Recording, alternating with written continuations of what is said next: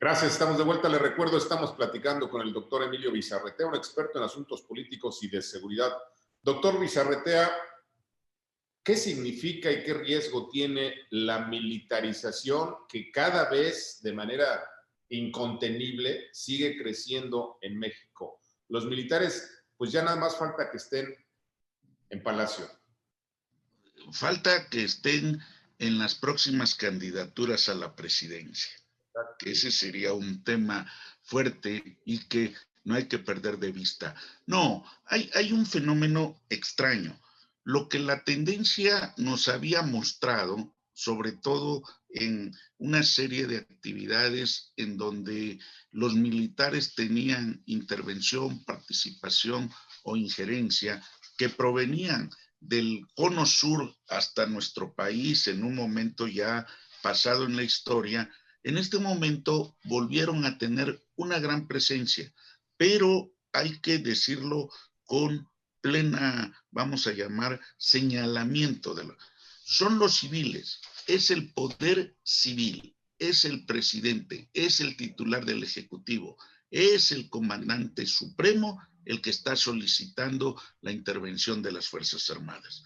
Ninguno de los elementos hasta donde se sabe y conocemos de manera pública y hasta en algunos círculos está deseoso de dejar sus tareas tradicionales, sus funciones tradicionales e institucionales por recuperar otras. No conozco, y lo digo con respeto, ninguno de los militares que estaría gozoso de ir a atender un tianguis. No lo hay. Si hay reticencias para actuar como si fueran policías, imagínense usted en este momento las otras distintas tareas que se le han atribuido, más de 27 funciones nuevas. Esto lo que significa es que el poder civil, el poder político civil, los está requiriendo. Y los está requiriendo porque tienen capacidad de cumplir. Y dicho con todo respeto, bastaría ver los costos de las obras determinadas, icónicas o faraónicas, como algunos ya las han mencionado. Mire usted, nada más Dos Bocas pasó de 40,000 millones de pesos a casi 115,000 millones de pesos. Bueno, ¿en qué país estamos? Estamos en jauja. ¿Qué política de austericidio estamos generando? Porque esto es en contraposición a los intereses sociales y nacionales. Pero esto no desata las tentaciones, las ambiciones de poder político en el sector, doctor.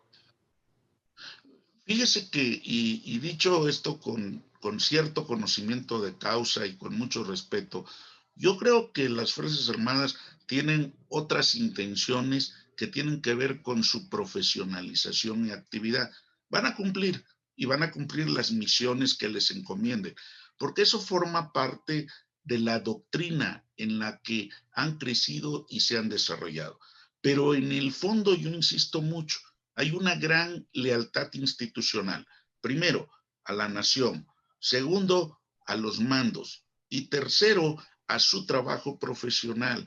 Yo no visualizo ese tema de una militarización en el estricto sentido de que estén deseosos de controlar tareas que tradicionalmente del siglo pasado, la mitad hacia nuestros días, han recaído después del presidente Ávila Camacho y con la llegada de Miguel Alemán Valdés en el poder civil, en los civiles.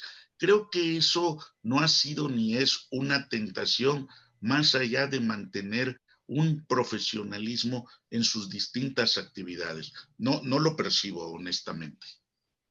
Doctor, está de vuelta la represión, la brutalidad. Lo vimos el fin de semana con una caravana de migrantes, lo vimos el pasado lunes con alcaldes de la Ciudad de México, lo hemos visto con la persecución política de Ricardo Anaya, lo hemos visto con la persecución pues, muy fuerte a los críticos, etcétera. ¿Qué significa este, digamos, despertar de la brutalidad policíaca y la represión a los opositores? En algún momento pareciera que estos hechos, estos acontecimientos que han ocurrido recientemente, pero también con antecedentes al inicio de esta administración es una materialización del discurso del odio. Pero mire, esto tiene consecuencias, vamos a llamarle, no quiero llegar a un fatalismo, pero que ya desbordaron el respeto por el adversario e incluso el respeto por el propio presidente. Ese tabú de los intocables en este momento se cayó. El secuestro express que él acaba de vivir a manos de una organización que ha sido aliada de él desde el inicio de su administración, nos está significando que el cumplimiento de la palabra empeñada se está quedando atrás. Y este es un tema muy delicado. Insisto mucho, mire, así como la delincuencia se ha expandido territorialmente ante una estrategia de abrazos y no balazos, insisto mucho en ello, esto se reproduce en otros ambientes y lamentablemente los controles que debieran de existir, no solamente en los policías locales o en el Instituto Nacional de Migración, por ejemplo, o incluso en la Guardia Nacional, al calor de la confrontación que se da con los migrantes, por ejemplo, más allá de la causa y lo causado, nos está llevando a que debemos de institucionalizar las formas, profesionalizarlas mucho más en términos de la seguridad y obviamente en el menaje, como se le dice, de los derechos humanos que estén incluidos e integrados. Mire, lo que estamos viendo es que en la práctica no basta tener una cartilla o una capacitación en derechos humanos por las fuerzas policíacas o incluso en las Fuerzas Armadas. Debemos de atender, como el presidente mismo lo ha dicho, las causas, pero no de las policías o de la Guardia Nacional, sino de los fenómenos y problemas que en este momento tenemos. La migración es un tema que lamentablemente estamos repitiendo el viejo modelo del expresidente Trump y estamos cumpliendo adecuadamente en términos ya no de disuasión, sino de contención directa y desde luego que va a tener una confrontación abierta por quienes pretenden imponer el orden, la sistematización frente a quienes vienen con un acto de desesperación y desde luego a veces notamos con escudos de niños y de mujeres que va a generar un conflicto. No hay manera en este momento de atenderlos porque los recursos que existían para atender este tipo de problemas en este momento han disminuido, no existen o no sabemos dónde están para que se cumplan las condiciones de humanitarismo que se requieren en este tratamiento con dignidad a cualquier persona y en particular a los migrantes. Yo insisto mucho, el discurso del odio con los datos duros que hemos observado está calando negativamente el tratamiento de estos problemas.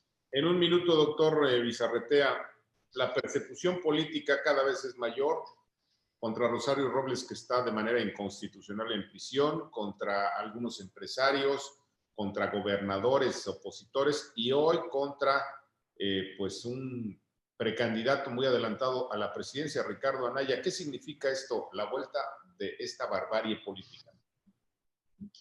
Lo que estamos observando es que la desesperación, porque algunas cosas no salen desde el punto de vista gubernamental, en particular en Palacio Nacional, pues lo ha obligado a tomar decisiones que quizás no hubiese querido. Pero estas actividades de corte autoritario que están generando y se están reproduciendo con, en alguna medida, con mayor afluencia, no son sanas ni van a permitir. Lamentablemente creo que es parte de una respuesta hacia sí mismo de decisiones prematuras tomadas en la sucesión presidencial. El presidente en este momento tendría que ser mucho más cuidadoso en meter este juego de controversias, de polémicas, de conflicto innecesario. Él lo está propiciando, él lo está provocando y lamentablemente en los casos específicos que ha mencionado, de Rosario Robles, de Ricardo Anaya, de algunos periodistas y medios de comunicación, no es sano para la convivencia social, ni mucho menos para el desarrollo democrático. Hemos visto que ha ocurrido una confrontación con alcaldes electos recientemente y la verdad, esto es delicado porque ha sido la autoridad la que ha entrado de lleno. Se puede decir con suma facilidad desde el gobierno, es que yo no di la orden, bueno, pero tampoco hiciste nada para impedirlo. O sea, este es un tema fuerte y el presidente debe ser más cuidadoso en estos procesos porque los ánimos no solo están caldeados, están creciendo y los intereses en juego a partir de las acciones, participación ciudadana, revocación de mandato, búsqueda de juzgar al pasado, no es sano en este momento. Doctor, se nos terminó el tiempo, le aprecio, le agradezco. En otro momento seguimos platicando. A la orden, don Ricardo, y gracias como siempre. Me parece una estupenda conversación. No se vaya, tenemos más.